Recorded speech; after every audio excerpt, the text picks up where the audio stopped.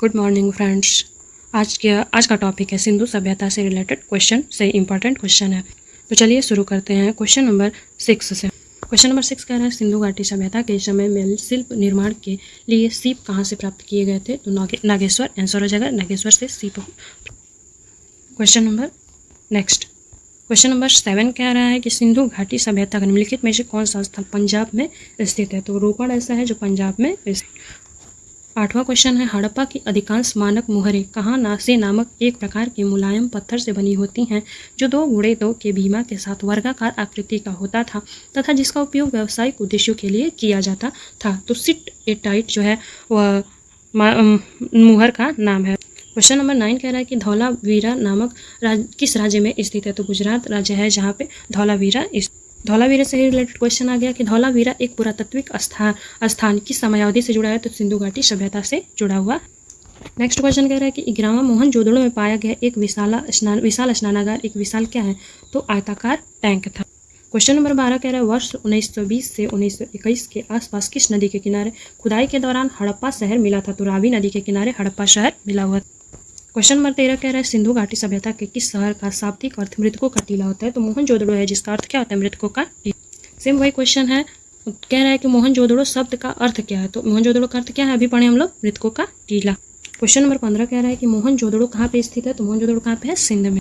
Question number 16 देखिए हड़प्पा सभ्यता का कौन सा शहर विशिष्ट रूप से मनके बनाना, सीप काटना, धातु की वस्तुएं बनाना, मुहर बनाना और तराजू का निर्माण करना आदि कार्यों सहित शिल्प उत्पादन के लिए प्रसिद्ध था? तो चनहुदड़ो ऐसा है जो इन सब चीज़ों के लिए। क्वेश्चन नंबर 17 कह रहा है सिंधु घाटी सभ्यता के निम्न में से किस स्थल को सबसे पहले खोजा गया? तो सबसे पहला ऐसा है जो हड़प्पा है उसकी खोज की गई थी।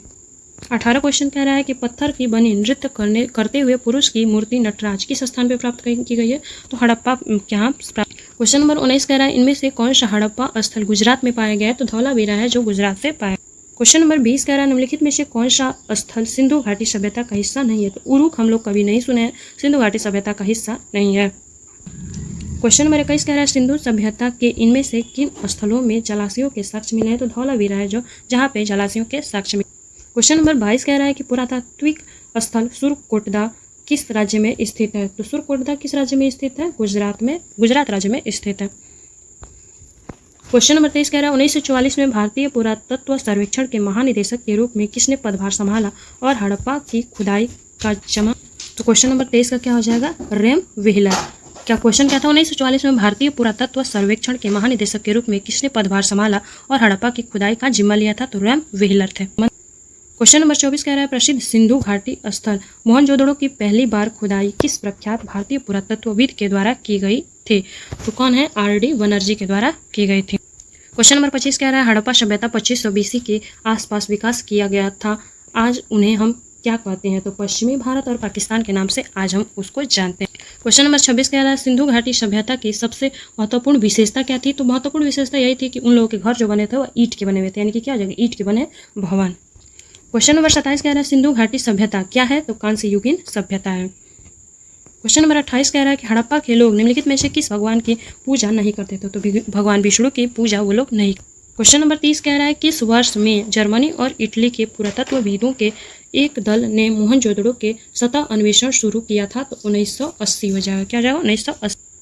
क्वेश्चन नंबर 30 ये लास्ट क्वेश्चन है, कह रहा है कि हड़प्पा सभ्यता की मुहरों पर निम्नलिखित में से कौन सा पशु अक्सर देखा जाता है? तो बैल है जो अक्सर देखा जाता है। धन्यवाद दोस्तों, आज के लिए इतना ही।